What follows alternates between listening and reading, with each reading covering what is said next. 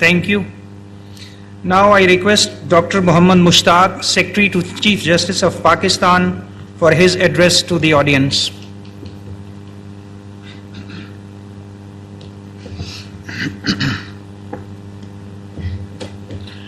Bismillah ar-Rahman ar-Rahim. Alhamdulillah. Wassalatu wassalamu ala Rasulillah wa ala alihi wa ashabihi wa man wala. First of all, I would like to make a clarification that I am talking here not as Secretary to the Chief Justice of Pakistan. Rather, I have come here in my personal capacity, and I am still on the role of the Shifa Ta'mir Millat University, Islamabad, as Professor and Chairman Department of Sharia and Law there. Though I am on leave, of course, serving the Supreme Court of Pakistan right now. But this clarification was essential and necessary. I have come here, of course, after seeking permission from the Honorable Chief Justice of Pakistan, Justice Qazi Faiz Isa. But I am talking in my personal capacity. And whatever I say here is my personal opinion and should not be attributed to him or the Supreme Court of Pakistan. And I say this because there are many issues involving law and constitution, as well as some of the cases which are sub judice, which are pending before various courts. And there are inquiries right now. The Deputy Director of FIA was giving some data. So I will be commenting on them in my personal capacity. After that, a second caveat should be that I prefer for this particular subject to talk in Urdu. اور میں محترم جناب professor doctor Mukhtar Ahmed chairman Higher Education Commission کا شکر گزار ہوں کہ انہوں نے گفتگو اردو میں شروع کی تو بعد میں وہ پورا سلسلہ اردو میں ہی چلتا رہا. باقی مقررین نے بھی ان کی اتباع کی. اس کی وجہ یہ ہے کہ ایک تو اردو ظاہر ہماری قومی زبان ہے. آپ شمال سے لے کر جنوب تک پاکستان کے کسی کونے میں بھی جائیں, جہاں بھی جائیں, آپ کسی اور زبان میں بات کریں, لوگوں کو سمجھ میں آئے یا نہ آئے, کم از کم اردو میں بات کریں تو اپنا جو معافی ضمیر ہے اور جو مدعا ہے وہ دوسرے بندے کو سمجھا پاتے ہیں اور وہ بھی سمجھ لیتا ہے. اور یہ اردو زبان کی ایسی خصوصیت ہے جس سے انکار نہیں کیا جا سکتا. اور باقی آئین کے تحت بھی ہماری ذمہ داری ہے. دفعہ 251 میں ہم نے یہ اقرار کیا تھا اور اس کے لیے ہم نے ٹائم لمٹ رکھی تھی, وقت کی قید کا باقاعدہ ذکر ہے کہ اتنے سالوں میں ہم سارا معاملہ وہ اردو میں تبدیل کر لیں گے. 1935 کا جو قانونی حکومت ہند تھا اس میں تو صراحت کے ساتھ لکھا گیا تھا کہ فیڈرل کورٹ میں اور ہائی کورٹس میں جو کارروائی ہوگی وہ انگریزی میں ہوگی. لیکن ہم نے آزادی کے بعد بابا قوم نے بھی اعلان کیا تھا اور پھر خصوصاً 1973 کے آئین کی دفعہ 251 میں ہم نے صراحت کے ساتھ کہا ہے کہ ہم تمام جو سرکاری امور ہیں ان کو اردو کی طرف لے جائیں گے. اس سلسلے میں وقتاً فوقتاً مختلف حکومتی اقدامات بھی ہوتے رہے اور 2015 میں سپریم کورٹ نے اس موضوع پر اپنا فیصلہ بھی دیا ہے. اس لیے کوئی عذر قابل قبول نہیں ہے. اور میں تو یہ بھی کہا کرتا ہوں کہ جن کو اردو نہیں آتی تو وہ بے شک اپنے لیے کوئی ترجمان مقرر کر لیں, لیکن جتنی بھی کارروائی ہو وہ اردو میں ہو تاکہ لوگوں کو پتہ تو چلے کہ مسئلہ ہے کیا, بات ہو کیا رہی ہے اور فیصلے کیا کیے جا رہے ہیں. ابھی سپریم کورٹ آف پاکستان نے ایک بہت ہی اہم اقدام اٹھایا ہے کہ کم از کم ایک کیس میں اس وقت یہ ہو رہا ہے اور امید ہے کہ آئندہ شاید اور کیسز میں بھی ہو کہ جو عدالت کی کارروائی ہوتی ہے وہ براہ راست نشر ہوتی ہے. یہ ایک انقلابی قسم کا اقدام ہے, لیکن یہ انقلاب ادھورا ہوگا اگر یہ کارروائی ساری انگریزی میں چلتی رہے. اب بھی اگرچہ اس کے تعلیمی فوائد بہت سارے ہیں, بہت سارے قانون کے طلباء, میں خود قانون کا طالب علم ہوں, قانون پڑھاتا ہوں, تو قانون کے طلباء کو بہت زیادہ فائدہ ہوا ہے.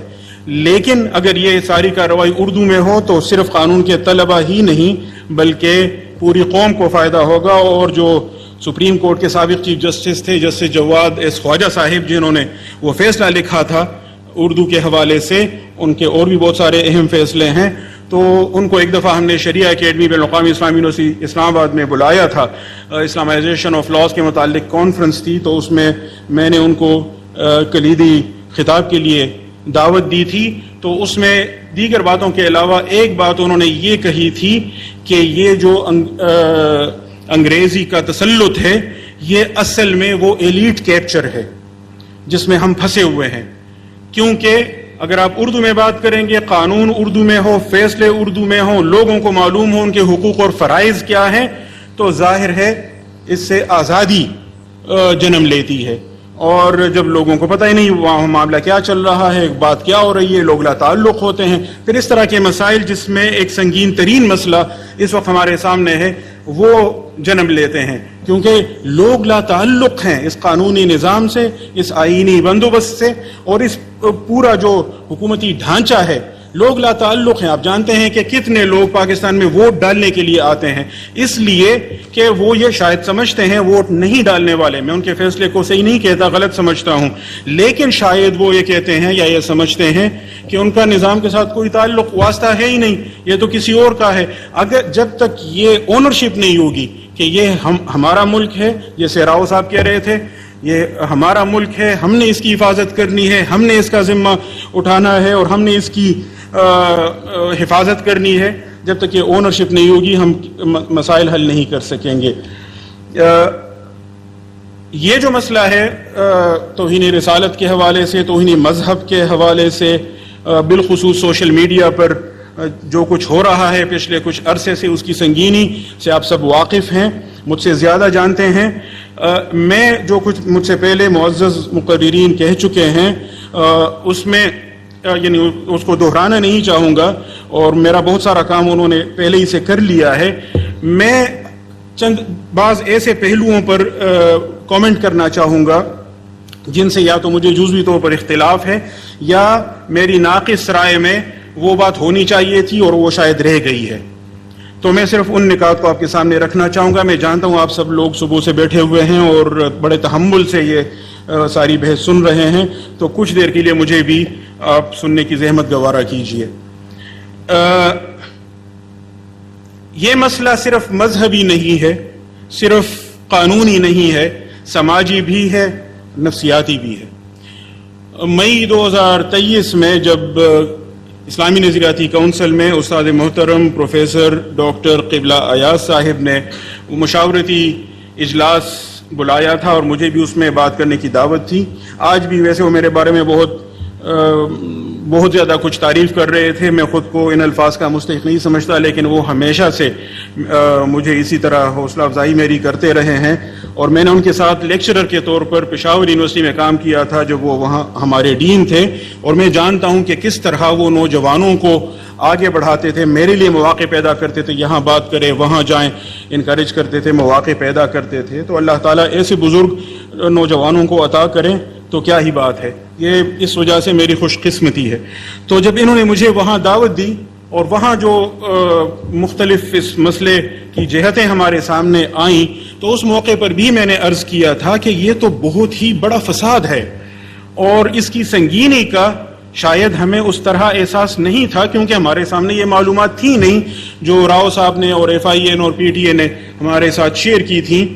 تو یہ تو بہت الارمنگ قسم کی صورتحال ہے، اور اس کے لیے تو جنگی بنیادوں پر، وار فوٹنگ پر اقدامات ہونے چاہیے۔ اور اس موقع پر بھی میں نے یہ عرض کیا تھا کہ یہ اصل میں ریاست کی ذمہ داری ہے۔ ریاست کی تعریف آئین کی دفعہ 7 میں موجود ہے، کون کون سے ادارے ہیں جو ریاست کی تعریف میں شامل ہیں، اور اس ریاست کی تعریف میں جو ادارے شامل ہیں ان سب کی یہ ذمہ داری ہے جو آئین کی دفعہ 31 ذیلی دفعہ 1 میں مذکور ہے۔ میں وہ الفاظ بلکہ آپ کے سامنے پڑھنا چاہوں گا جو آئین کی دفعہ 31 میں ہے، جو پرنسپلز آف پالیسی کا چیپٹر ہے، اور اس میں الفاظ بہت اہم ہیں۔ یہ ریاست کی ذمہ داری آئین ہمیں بتا رہا ہے، steps shall be taken to enable the Muslims of Pakistan individually and collectively to order their lives in accordance with the fundamental principles and basic concepts of Islam, and to provide facilities whereby they may be enabled to understand the meaning of life according to the Holy Quran and Sunnah۔ یہ ریاست کی ذمہ داری ہے کہ ایسا ماحول فراہم کرے جہاں پاکستان کے مسلمان جو شہری ہیں وہ اپنی انفرادی زندگی بھی اور اجتماعی زندگی بھی اسلام کے بنیادی اصولوں اور تصورات کے مطابق بسر کر سکیں. یہ ایجابی پہلو سے ریاست کی ذمہ داری ہے ایسا ماحول فراہم کرنا. سلبی پہلو سے نیگیٹولی تو ریاست یہ کرتی ہے نا کہ کوئی اس طرح کے اقدامات کرے جو ان چیزوں کو نقصان پہنچائیں تو ان کو سزائیں دیں, ہم پریونٹ کریں اور سزائیں دیں, پنش کریں. لیکن پازیٹیولی ریاست کی ذمہ داری ہے ایسے اقدامات اٹھانا جن کی وجہ سے ایسا ماحول پیدا ہو کہ مسلمان اپنی انفرادی زندگی بھی اور اجتماعی زندگی بھی اسلام کے اصولوں کے مطابق بسر کر سکیں. اور صرف اتنا ہی نہیں بلکہ وہ قرآن و سنت کی روشنی میں زندگی کا مفہوم سمجھ سکیں, زندگی کا معنی سمجھ سکیں. معنی کی بحث بہت اہم ہے. پروفیسر ڈاکٹر قبلہ ایاز صاحب نے بہت خوبصورتی سے واضح کیا کہ یہ جو ہیومنزم کا چیلنج ہے, سیکولر ہیومنزم کا, یہ کیوں اس وقت مذہب کے لیے عموماً اور اسلام کے لیے خصوصاً سب سے بڑا چیلنج ہے. میں اس بات کو آگے بڑھاتے ہوئے یہ کہتا ہوں کہ یہ جس کو ہم ماورائے جدیدیت کہتے ہیں, ڈاکٹر زکریا صاحب نے بہت اہم نقطے کی طرف اشارہ کیا تھا کہ یہ کوئی معمولی بحث نہیں ہے, عام سا چھوٹا مسئلہ نہیں ہے, اس پر بہت زیادہ غور و خوض کی اور بحث مباحثے کی ضرورت ہے. تو یہ جو ماورائے جدیدیت ہے, پوسٹ ماڈرنزم جس کو کہا جاتا ہے, اس کا جو چیلنج ہے وہ ہمہ گیر ہے, ہمہ جہت ہے. زندگی بے معنی ہو چکی ہے, بلکہ معنی کی بحث ہی بے معنی ہو چکی ہے. کیا اچھا ہے کیا برا ہے یہ سوال ہی نہیں رہا, بلکہ اچھا کوئی کام اچھا بھی ہوتا ہے کوئی برا بھی ہوتا ہے, یہ بحث ہی غیر متعلق ہو گئی ہے. اور جب اخلاقیات کی بھی بات کی جاتی ہے تو کوشش کی جاتی ہے کہ مذہب سے ماورا اخلاقیات کی بات کی جائے, اور اگر مذہب کی بھی بات کی جائے تو کوشش کی جاتی ہے کہ خدا سے ماورا مذہب کی بات کی جائے, ایسا مذہب جس میں خدا کہیں نہ پایا جائے. اور اگر خدا کی بھی بات کی جائے تو خدا ایسا ہو جس نے گھڑی چالو کر دی ہے اور بس پہ چھوڑ دی ہے, جس کا انسان سے کوئی تعلق واسطہ ہی نہیں ہے. انسان کیا کرے کیا نہ کرے, کیا کھائے کیا پیے اور کیا پہنے, اور عملی طور پر اخلاقیات کے پہلو سے اسے کیا کرنا چاہیے کیا نہیں کرنا چاہیے, خدا کا اس سے کیا لینا دینا. تو مذہب سے ماورا اخلاقیات, خدا سے ماورا مذہب, اور اگر خدا ہو بھی تو ایسا جس کا انسان سے کوئی تعلق نہ ہو, یہاں سے بنیاد پڑتی ہے. زندگی بے معنی ہو جاتی ہے, معنی کی بحث ہی بے معنی ہو جاتی ہے. تو ایسے میں پھر رشتوں کی پہچان کہاں رہتی ہے, اور رشتوں کی پہچان نہ ہو تو اس وہیں سے جیسے ابھی ڈپٹی ڈائریکٹر FIA بیان کر رہے تھے وہاں سے بنیاد پڑتی ہے اور پھر آگے جاتے ہیں. کل سپریم کورٹ میں پریکٹس اینڈ پروسیجر ایکٹ پر بحث ہو رہی تھی, صبح سے بحث جاری تھی, 9:30 بجے سے چل رہی تھی, 4:30 بجے تک چلی, شاید 4:45 ختم ہوئی ہے. آخر میں کوئی 4:15 4:20 4:25 کے لگ بھگ چیف جسٹس صاحب نے ایک سوال کیا اور اس نے سب کو چونکا دیا. صبح سے بحث چل رہی ہے, 9:30 بجے سے 4:30 بج گئے, یعنی 7 گھنٹے بحث ہوئی. آخر میں چیف جسٹس صاحب پوچھتے ہیں nobody mentions اسلام. صبح سے بحث چل رہی ہے, پاکستان کے آئین پر بحث چل رہی ہے, پاکستان کے قانون پر بحث چل رہی ہے, اسلام کا کہیں ذکر ہی نہیں ہے. انہوں نے جو معزز وکیل تھے ان کو کہا کہ یہ آپ ذرا آئین کا پہلا صفحہ کھول لیں. انہوں نے کھول لیا, کہا پڑھیں. انہوں نے پڑھنا شروع کیا, whereas sovereignty over the entire universe belongs to Almighty Allah alone. انہوں نے کہا نہیں, اس سے بھی پہلے بالکل پہلی لائن کیا ہے, ہمارے آئین کی بالکل پہلی سطر ہے بسم اللہ الرحمن الرحیم. اس کے بعد اللہ تعالیٰ کی حاکمیت کا اقرار پوری کائنات پر. اس کے بعد یہ کہ جتنے بھی اختیارات ہیں, چیئرمین HEC کے پاس ہوں, chairman council of Islamic ideology کے پاس ہوں, ڈائریکٹر جنرل IRI کے پاس ہوں, پرائم منسٹر کے پاس ہوں, چیف جسٹس کے پاس ہوں, جتنے بھی اختیارات ہیں وہ اللہ تعالیٰ کی مقرر کردہ حدود کے اندر رہ کر استعمال کیے جائیں گے, اور وہ مقدس امانت ہیں. یہ ہمارے آئین کا پہلا جملہ ہے بسم اللہ الرحمن الرحیم کے بعد. پھر ان سے کہا دفعہ 2 پڑھیے, اس میں ہے اسلام پاکستان کا ریاستی مذہب ہے. دفعہ 2 الف پڑھیں, دفعہ 2 الف کا کہنا ہے کہ قرارداد مقاصد جو آئین کا دیباچہ ہے، جس سے ایک فقرہ میں نے آپ کے سامنے ابھی پڑھا، اس قرارداد مقاصد میں جو اصول طے کیے گئے ہیں وہ ہمارے آئین کا باقاعدہ طور پر نافذ العمل حصہ ہے، وہ نافذ العمل اصول ہیں۔ دفعہ 227 پڑھیں جس کا حوالہ قبلہ اعیاض صاحب نے دیا، پاکستان میں کوئی قانون ایسا نہیں بنایا جائے گا جو قرآن و سنت میں مذکور اسلامی احکام سے متصادم ہو، اور جتنے اس وقت رائج الوقت قوانین ہیں ان میں جو امور اسلامی احکام سے متصادم ہوں ان کو ہم ختم کر دیں گے۔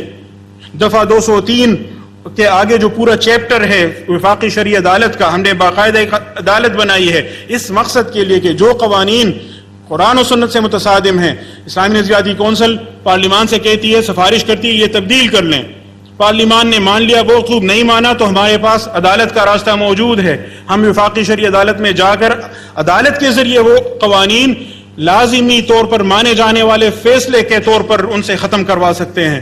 ان کے خلاف اپیل شریعت اپیلیٹ بینچ میں جاتی ہے، سپریم کورٹ میں، ہمارے پاس سسٹم موجود ہے۔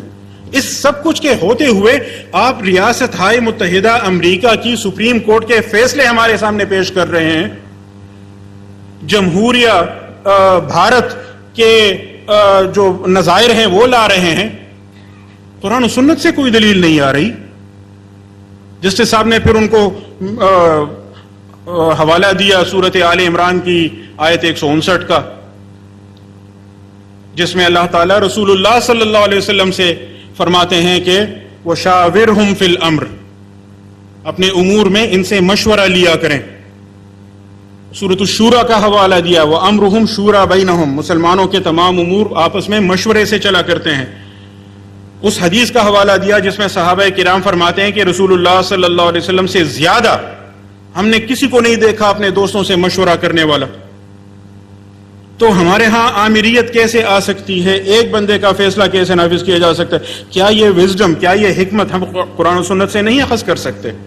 یہ سوال یہاں بھی ہے کہ جو بھی بحث چل رہی ہے اس میں ہم نے جو کچھ بھی کرنا ہے، جو کچھ بھی دیکھنا ہے، ہمارے سامنے یہ میں پی ٹی اے اور ایف آئی اے کے نمائندوں کو خصوصاً مخاطب کر کے کہہ رہا ہوں، ہمیں اولاً و آخراً، سب سے پہلے بھی اور سب سے آخر میں بھی یہ چشمہ لگا کر، یہ لینزز لگا کر ہم نے دیکھنے اسلامی اصول کیا کہتے ہیں۔ میں ان کے بیان کردہ ڈیٹا کی طرف آؤں گا، لیکن 2-3 اور نکات اس سے پہلے میں عرض کروں۔ محترم جناب ڈاکٹر مختار صاحب نے اپنی گفتگو میں یہ بہت اہم نقطہ ریز کیا تھا کہ ہم ٹیکنالوجی پر پابندی نہیں لگا سکتے، نہ لگانی چاہیے، یعنی that is not an argument and that is not our case. ہم یہ نہیں کہہ رہے ہیں کہ ٹیکنالوجی پر پابندی لگائی جائے، اور نہ ہی کوئی اس طرح کی تجویز دے سکتا ہے جو واقعتاً محال بھی ہو، اور پھر یہ شریعت کا تقاضا بھی تو ظاہر ہے کہ نہیں ہے، اور اس پر بات بھی ہو چکی۔ البتہ اس ضمن میں انہوں نے وہ جو پرنٹنگ پریس کی مثال دی تھی، تو ود آل ڈیو ریسپیکٹ مجھے کہنے دیں سر کہ یہ بات جو کہی جاتی ہے کہ ترکوں نے پرنٹنگ پریس پر پابندی لگائی تھی اور اس وجہ سے مسلمان یورپ سے پیچھے رہ گئے، تو حقیقت میں ایسا نہیں ہے۔ اور پرنٹنگ پریس پر سلطان مراد ثالث، جو تیسرا سلطان مراد تھا، اس کا جو فرمان تھا وہ بھی موجود ہے، اس میں کسی پابندی کا کوئی ذکر نہیں ہے۔ البتہ یہ تھا کہ وہ جو بحث چل رہی تھی، یعنی ترکی میں تو بلکہ 15ویں صدی عیسوی میں، یعنی یہ تاریخی طور پر ثابت شدہ حقیقت ہے کہ 15ویں صدی عیسوی میں بھی استنبول میں پرنٹنگ پریس موجود تھے، بلکہ زیادہ تر وہ آرمینین کرسچنز ہوتے تھے یا یہودی ہوتے تھے، اور وہ چلایا کرتے تھے، اور اس کو ترکی میں بلکہ وہ بسمہانہ کہتے تھے۔ پتہ نہیں ڈاکٹر عالم خان صاحب موجود ہیں، ترکی زبان سے واقف ہیں، وہ اس کی وضاحت شاید کر سکیں، لیکن بسمہانہ کے الفاظ وہ اس کے لیے استعمال ہوتے تھے۔ جو بحث اصل میں چل رہی تھی وہ والی بحث تھی کہ پرنٹنگ پریس آنے سے کاتب جو ہاتھ سے لکھتے ہیں کیا وہ بے روزگار نہیں ہو جائیں گے؟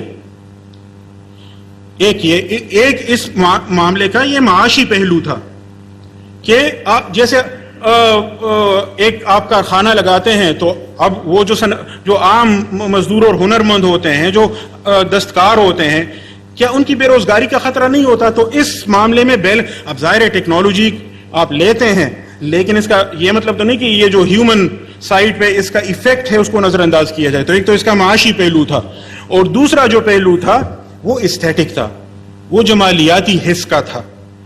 ترک بالعموم کیلیگرافی میں اور اس طرح کی دیگر چیزوں میں ان کی بڑی دلچسپی تھی, مسلمانوں کی عموماً رہی ہے. جیسے کرسچن ٹریڈیشن میں آئیکونوگرافی کی ایک پوری یعنی صدیوں پر محیط ٹریڈیشن ہے, تو مسلمانوں میں کیلیگرافی کی رہی ہے. اب یہ ایک الگ بحث ہے کہ ایک مذہبی روایت آئیکونوگرافی کی طرف کیوں گئی ہے اور دوسری روایت کیلیگرافی کی طرف کیوں گئی ہے, ایک انٹرسٹنگ ڈیبیٹ ہے. لیکن وہ اس پہ آج بھی آپ نے دیکھا ہوگا, لوگ وہ جو مشینوں سے بنائے ہوئے قالین ہوتے ہیں ان کے بجائے ہاتھ سے بنائے ہوئے قالین کیوں پسند کرتے ہیں, اور ان کی قیمت بھی کیوں زیادہ ہوتی ہے. تو وہ بحث اصل میں اس طرح کی تھی. مسلمانوں کے زوال کے اسباب میں بہت سارے اسباب ہیں, لیکن یہ سبب بہرحال میری ناقص رائے کی حد تک نہیں ہے. اقبال نے کہا تھا, اگرچہ زر بھی جہاں میں ہے قاضی الحاجات, جو فقر سے ہے میسر تونگری سے نہیں, اور سبب کچھ اور ہے تو جس کو خود سمجھتا ہے, زوال بند ای مومن کا بے زری سے نہیں. تو زوال کے اسباب تھے لیکن کچھ اور تھے. اسی طرح کی بات عام طور پر وہ بغداد پر تاتاریوں کے حملے کے بارے میں بھی کی جاتی ہے. تاتاریوں نے حملہ کیا اور فقہا اس بحث میں لگے ہوئے تھے کہ کوا حلال ہے یا حرام. میں فقہ کا بھی طالب علم ہوں اور کوئی 25-26 سال سے تو پڑھتا پڑھاتا آیا ہوں, بلکہ 29 سال ہو گئے ہیں پڑھتے ہوئے اور پڑھاتے ہوئے. مجھے آج تک کوئی ایسی روایت کسی نہ فقہ کی کتاب میں, نہ اصول کی کتاب میں, نہ تاریخ کی کتاب میں ملی جس میں یہ واقعہ مذکور ہو کہ بغداد پر حملہ تھا اور یہ کوے کی حلت و حرمت پر بحث ہو رہی تھی.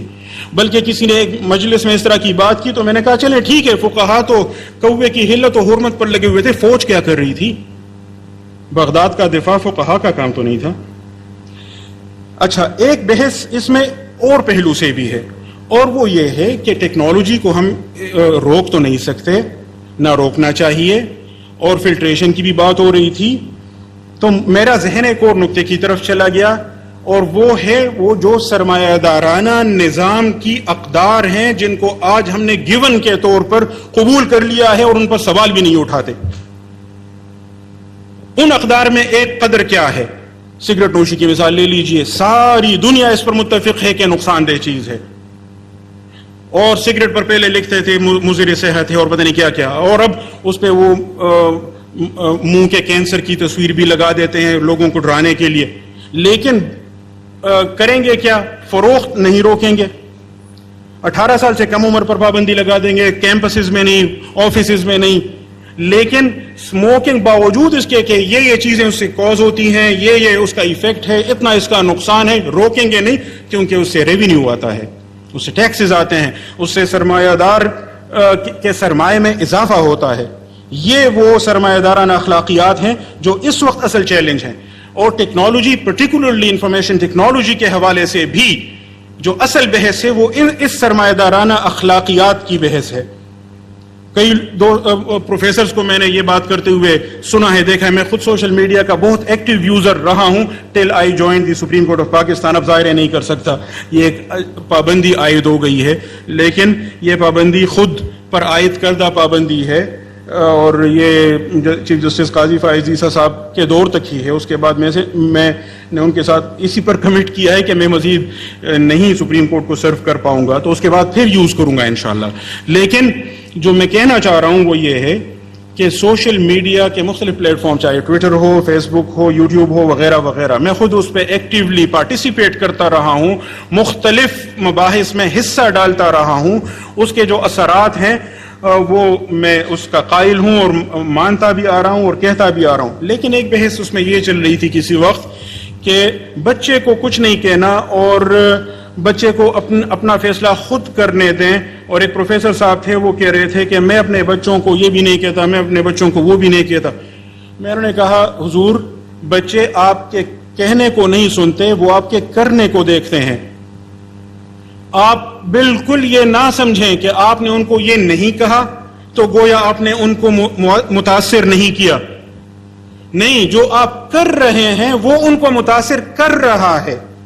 بلکہ اگر میں زیادہ مناسب الفاظ کے لیے کوشش کروں تو شاید زیادہ مناسب الفاظ یہ ہوں کہ بچے آپ کی اطاعت شاید نہ کریں لیکن اتباع ضرور کرتے ہیں. وہ یہ دیکھ رہے ہیں کہ اگر آپ خود صبح و شام موبائل میں لگے ہوئے ہیں اور ان سے کہیں یار موبائل نہ یوز کرو, کیوں نہیں کریں گے؟ اور اگر آپ روکیں گے تو ایک تو آپ کے قول اور فعل میں جو تضاد ہے یہ ان کا پہلا ڈیلیما, پہلا ان کا یہ مخمصہ بن جاتا ہے. اور پھر اگر آپ زبردستی روکیں گے تو وہ اپنے لیے اور راہیں نکال لیں گے. پاتے نہیں جب راہ تو چڑھ جاتے ہیں نالے. غالب نے 150 سال پہلے کہا تھا, پاتے نہیں جب راہ تو چڑھ جاتے ہیں نالے, رکتی ہے میری تباہ تو ہوتی ہے رواں اور. تو وہ تو اپنا راستہ نکالیں گے. اس لیے اس بات سے مجھے 100% اتفاق ہے کہ بچوں کو انگیج کریں, ان کے ساتھ بیٹھیں, ان کے ساتھ وقت گزاریں, اور جو آپ چاہتے ہیں کہ وہ نہ کریں تو اپنے آپ سے شروع کریں. اگر آپ اپنا رویہ, اپنا طرز عمل, اپنی روش درست نہیں کریں گے تو ان سے کوئی توقع نہ رکھیں. اسی طرح یہ جو بات کہی جاتی ہے مطالعہ پاکستان کا مذاق اڑایا جاتا ہے. ساری دنیا میں ریاست اپنا نیریٹو دیتی ہے, صرف اپنی ریاست کے اندر ہی نہیں دیتی, پوری دنیا میں اب پھیلاتی ہے. امریکہ عالمی سطح پر حقوق انسانی کا علمبردار ہے. کیا واقعی ایسا ہے؟ لیکن پڑھایا یہی جاتا ہے. تو ہمیں اپنا نیریٹو دینے میں کوئی شرم نہیں محسوس ہونی چاہیے. پورے اطمینان کے ساتھ اور اعتماد کے ساتھ اپنا جو موقف ہے وہ دنیا کے سامنے رکھنا چاہیے. رونالڈ ڈورکن کے ایک کالم کا میں ضرور ذکر کرنا چاہوں گا. Ronald Dworkin American professor of jurisprudence تھے, آکسفورڈ میں بھی پروفیسر آف جورسپروڈنس رہے اور میرے پسندیدہ ترین جورسٹس میں سے تھے, اور میں ان کی کتابوں کو بہت ہی زیادہ اپنے اسٹوڈنٹس کو بھی ریکمینڈ کرتا ہوں. Law's empire, taking rights seriously وغیرہ وغیرہ. از ڈیموکریسی پاسبل ہیئر, چھوٹی سی کتاب ہے لیکن بہت زبردست. تو نیو یارک ٹائمز میں ان کا ایک مختصر سا مضمون چھپا تھا 2006 میں, اور اس کا ٹائٹل تھا دا رائٹ ٹو ریڈیکیول, یعنی تضحیک کا حق, توہین کا حق. اور اس کا پس منظر یہ تھا کہ وہ جو ڈنمارک میں اور سویڈن میں وہ گستاخانہ خاکے اخبارات نے شائع کیے تھے, پھر اس پر بہت ورلڈ وائڈ وہ احتجاج ہوا تھا. پھر امریکہ میں بھی بعض اخبارات نے ان کو شائع کرنے کا فیصلہ کیا, پھر وہ فیصلہ مؤخر کیا. اس کانٹیکسٹ میں رونالڈ ڈورکن نے یہ چھوٹا سا مضمون لکھا تھا, اور اس نے کہا کہ اگر نتائج کے اعتبار سے دیکھیں تو یہ فیصلہ صحیح لگتا ہے, لیکن پھر اس نے یہ جورسپروڈنس کے پہلو سے, اصول قانون کے پہلو سے یہ بحث اٹھائی ہے کہ کیا فری اسپیچ پر, اظہار رائے کی آزادی پر یہ قطعاً یہ پابندی لگائی جا سکتی ہے کہ اس سے کسی کے مذہبی جذبات مجروح نہ ہوں. اس نے کہا نہیں, یہ پابندی نہیں لگائی جا سکتی. اور اس نے کہا کہ جمہوریت کی روح یہ ہے اظہار رائے کی آزادی, اور اگر یہ اظہار رائے کی آزادی نہ ہو تو جمہوریت بے معنی ہے. اس نے خود یہ سوال اٹھایا کہ ہولوکاسٹ جو دوسری جنگ عظیم میں یہودیوں کے قتل عام کے بارے میں بات ہے کہ اتنی تعداد تھی یا نہیں تھی, یہ جو بحث ہے, تو اس کا انکار عام طور پر کئی یورپی ممالک میں اس پر سزائیں ہیں, پابندی ہے. تو یہ تو دوغلاپن ہوا. ڈورکن مانتا ہے کہ ہاں یہ دوغلاپن ہے, اور وہ کہتا ہے کہ یہ پابندی بھی ختم ہو, فری اسپیچ پر کوئی پابندی نہ ہو. لیکن ہمارے ہاں جب ہم, اور اس کا کنکلوژن یہ تھا کہ مذہب کو ہمارے جمہوری اقدار کے تابع ہونا ہے, اور میں اس کو کریڈٹ دیتا ہوں for being so candid and so blunt. ہمارے ہاں معاملہ اس کے برعکس ہے. ہم نے قرارداد مقاصد میں, جس کا بھی میں نے پہلے بھی حوالہ دیا, جو ہمارے آئین کا باقاعدہ حصہ ہے, جو ہمارے آئین کی بنیاد ہے, اس میں ہم نے کہا ہے ہم جمہوریت, حقوق اور آزادی یہ سب کچھ انشور کریں گے, اس کی ضمانت دیں گے ایز اننسیٹڈ بائی اسلام. حقوق دیں گے, آزادی دیں گے, جمہوریت دیں گے اسلام کے مطابق. یہ قرارداد مقاصد میں ہے. ابھی آرٹیکل 19 کا پی ٹی اے کے نمائندے نے حوالہ دیا, آرٹیکل 19 دفعہ 19 ہمارے آئین کی, جس میں اظہار رائے کی آزادی کا حق تسلیم کیا گیا ہے, لیکن اس میں کئی قیود ہیں, اور ان قیود میں ایک قید کیا ہے, in the interest of the glory of Islam. اسلام کی عظمت کے مفاد میں قانون اس اظہار رائے کی آزادی کے حق پر مناسب پابندیاں لگا سکتا ہے, اور اس میں ڈیسنسی اور موریلٹی کا بھی ذکر ہے, اخلاقیات کا. اور پاکستان کے سیاق و سباق میں جیسے میں نے عرض کیا, اخلاقیات مذہب سے ماورا نہیں ہو سکتی. میں بحث تو اور بھی بہت ساری ہے, لیکن میں وقت کی کمی کی وجہ سے چیزوں کو نمٹاتا ہوا آخر میں اس بحث پر آتا ہوں کہ جو پی ٹی اے کے نمائندے نے یہاں ہمارے سامنے مختلف اعداد و شمار پیش کیے اور اپنی کارکردگی کا نقشہ پیش کیا, تو مجھے بصد ادب و احترام کہنے دیں کہ یہ اس ساری جو ان کی گفتگو تھی اس کا خلاصہ ایک جملے میں یہ تھا کہ لک بزی ڈو نتھنگ. بظاہر آپ بہت کچھ کر رہے ہیں لیکن در حقیقت اس موضوع پر کچھ نہیں کر رہے. ایک بات یہ ہے کہ یہ وہی پریزنٹیشن تھی, یہ وہی اعداد و شمار تھے, یہ وہی الفاظ کا گورکھ دھندا تھا جو آپ نے 31 مئی 2023 کو اسلامی نظریاتی کونسل کی میٹنگ میں پیش کیا تھا. 31 مئی سے آج ہم آئے ہیں 4 اکتوبر میں. مجھے نہیں معلوم کہ پچھلے 5 مہینوں میں آپ نے مزید کیا کیا ہے. دوسری بات, اور بھی کئی ساری چیزیں ہیں. آپ نے اس وقت بھی یہ ذکر کیا تھا کہ کمیونٹی کے ہم فیس بک وغیرہ نہیں روک سکتے. کون کہتا ہے کہ روک لیں؟ لیکن میں نے جیسے ذکر کیا, میں خود سوشل میڈیا کا ایکٹیو یوزر رہا ہوں, اور مجھے معلوم ہے بعض, یعنی کم از کم اگر میں بہت کم بھی شمار کروں تو 5-6 دفعہ تو میرا اکاؤنٹ یا ریسٹرکٹ ہوا ہے یا مجھے وارننگ آ چکی ہے کہ آپ کا فلاں جو کامنٹ تھا یا آپ کی جو فلاں پوسٹ تھی وہ ہمارے کمیونٹی سٹینڈرڈز کے خلاف ہے. اچھا, سوال یہ ہے کہ ہم اپنے سٹینڈرڈز کو ان کے کمیونٹی سٹینڈرڈز میں انکارپوریٹ کیوں نہیں کر پائے, یہ اصل سوال ہے, اور یہ ریاست کے کرنے کا کام ہے. اور اس کے لیے جو بھی چیز انیشیٹ ہوگی, P T A is one of the forums جہاں سے یہ چیز انیشیٹ ہونی چاہیے. اس معاملے میں نہ اس وقت آپ کے پاس کوئی عملی اقدام تھا نہ آج تھا. اچھا, یہ کہ لوکل لاس کی پابندی ان پر ضروری ہے. دیکھیں, میں مثال کے طور پر کمیونٹی سٹینڈرڈز کی مثال دوں. افغانستان میں جب طالبان نے ٹیک اوور کیا 2 سال پہلے, میں نے اس پہ تفصیلی ایک سیریز لکھی تھی. میں 2 دفعہ افغانستان میں گیا ہوں, ایک دفعہ اشرف غنی کے دور میں, ایک دفعہ طالبان کے دور میں 1.5 سال پہلے. دونوں دفعہ واپس آ کر میں نے پوری تفصیلات ذکر لکھی کہ یہ, اب ظاہر ہے آپ فیس بک پہ طالبان کا لفظ یوز کریں گے, وہ ریڈ فلیگ وہاں ویو کر لیتے ہیں. تو اب کیا کرتے ہیں آپ یا طالبان کو, میں لکھتا تھا طلبہ یا لکھتا تھا اسٹوڈنٹس, اچھا, یا طالبان کے تا اور الف کے بعد ایک سلیش ڈال دیتا. بھائی, نیشنل فورینسک ایجنسی والوں کے ساتھ ہماری ایک میٹنگ تھی, جوڈیشل شریعہ اکیڈمی کے ججز کو لے کر میں وہاں گیا تھا ان سے فورینسک پہ مختلف پریزنٹیشنز لینے. انہوں نے ہمیں یہ بتایا نا کہ گاڑی جب چوری ہوتی ہے اس کا ہم کیا کرتے ہیں, ڈی این اے کا ایشو ہو اس کو کیسے کرتے ہیں, کرائم سے متعلق کرائم سین کا کیسے کرتے ہیں, اور یہ چین آف کسٹڈی کیسے ہم انشور کرتے ہیں کہ یہاں سے چیز وہاں تک صحیح جاتی ہے, مختلف ڈیٹیلز. اس میں بہت دلچسپ چیزیں آئیں کہ مثال کے طور پر ہم نے اس طرح کیا کہ گاڑی کا چیسس نمبر اگر اس میں کوئی وہ کریں, ٹیمپرنگ کریں, اس کو ہم کیسے آئیڈینٹیفائی کرتے ہیں. اب انہوں نے یہ طریقہ نکال لیا. اب ہمیں معلوم ہوا تو ہم نے اس طریقے کو روکنے کے لیے یہ سٹیپ لیا. اب جب اس سے بھی پکڑے جانے لگے تو انہوں نے, تو وہ کہتے ہیں اس طرح یہ مسلسل یہ سلسلہ جاری ہے. یہ کام ایکٹیولی پی ٹی اے کے کرنے کا ہے, اور وہ افسوس سے کہنا پڑتا ہے کہ ہمیں نظر نہیں آتا. آپ نے یونیسیف کا حوالہ دیا. اب میں بطور بین الاقوامی قانون کے طالب علم کے, اور میں نے کوئی 30 سے زائد LLM کے تھیسس صرف ہیومن رائٹس لا پہ سپروائز کیے ہیں, تو اور ٹوٹل شاید 70 یا 80 سے زیادہ ہیں.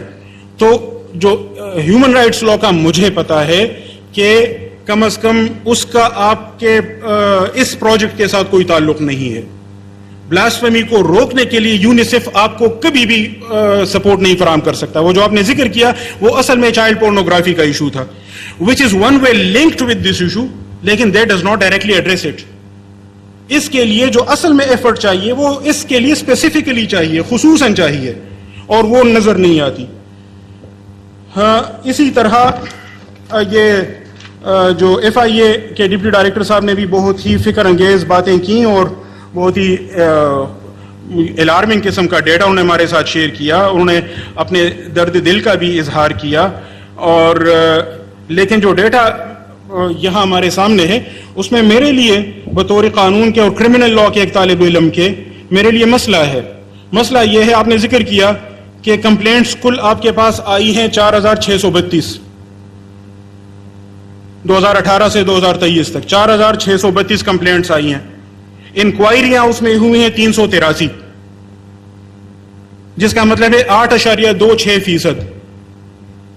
اب میں یہ نہیں کہتا کہ ہر کمپلینٹ پر انکوائری ہو. آپ نے اگر سب کمپلینٹس پر انکوائری کی, کسی پر نہیں کی, اس کے لیے کچھ تو فیکٹرز ہوں گے کہ کیوں یہ انکوائری کے لائق تھا, کیوں وہ انکوائری کے لائق نہیں تھا, اور کچھ شاید جیسے آپ نے ذکر بھی کیا ہیومن ریسورسز کی کمی یا دیگر ریسورسز کی کمی بھی اس کا سبب ہوگی.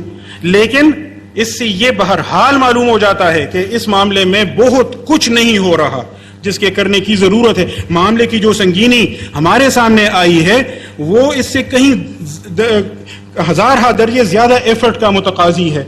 4632 کمپلینٹس, 383 انکوائری.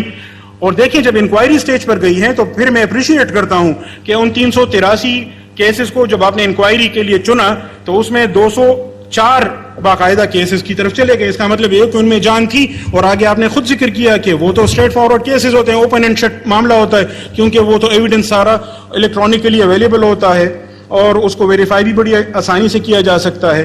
کنوکشن پھر بعد میں 7 ہوئی ہیں, اس میں یہ ظاہر اب عدالت کا مرحلہ ہوتا ہے اور اس میں پھر عدالتوں کا پہلو بھی قابل غور ہو جاتا ہے, کیونکہ وہاں بھی معاملات لٹکائے جاتے ہیں. لٹکائے جانے کے لیے ہزار طریقے ہوتے ہیں.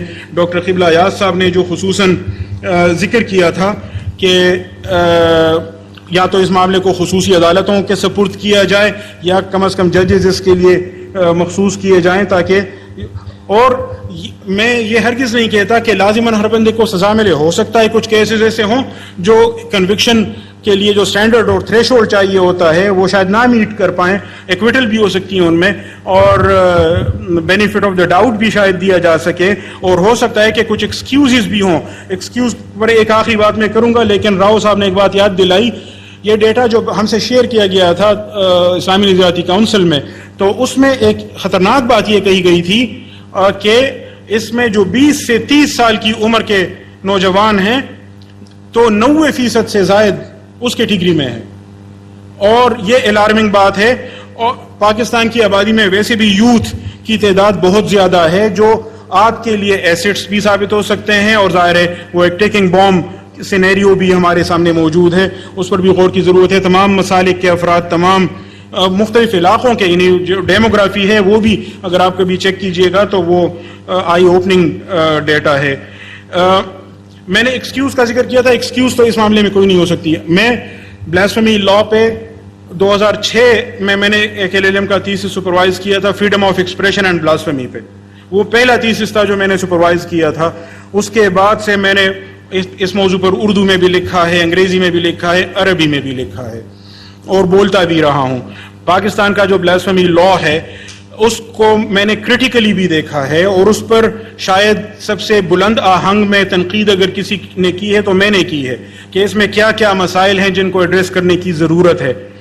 لیکن یہ جو کیسز ہیں جو ہمارے سامنے اس وقت بحث ہے وہ اس سے بالکل غیر متعلق اس وجہ سے ہے کہ یہ تو بہت ہی گریوس اور سیریس نیچر کے معاملات ہیں, اور ان میں تو کوئی دو رائے نہیں ہو سکتی کہ یہ واقعتاً بلاسفیمی کی تعریف میں آتے ہیں, اور یہ واقعی سیریس نیچر کے کیسز ہیں, اور ان پر واقعتاً اتنی سزا ہونی چاہیے. عام طور پر البتہ یہ جو مسئلہ ہے جس کا نفسیاتی پہلو میں نے ابتدا میں اس کی طرف اشارہ کیا, آخر میں بھی اس کی طرف کرنا چاہوں گا کہ یہ ایک بہت بڑا نفسیاتی بحران ہے جو افراد کے لیے ہی نہیں پورے معاشرے کے لیے ایک سنگین بحران کی حیثیت رکھتا ہے. اور اس پر معاشرے کے یہ تمام یہاں جو اساتذہ کرام موجود ہیں, پروفیسران موجود ہیں, وائس چانسلران صاحبان موجود ہیں, ان پر غور کرنے کی ضرورت ہے کہ اس بہت بڑے نفسیاتی بحران سے کیسے نمٹا جائے. جیسے میں نے ابتدا میں عرض کیا تھا, یہ صرف قانون اور سزا کے معاملے کی بات نہیں ہے, اس پر ایک ہمہ جہت اور ہمہ گیر پروگرام اور غور و فکر کی ضرورت ہے. اللہ تعالیٰ ہم سب کا حامی و ناصر ہو.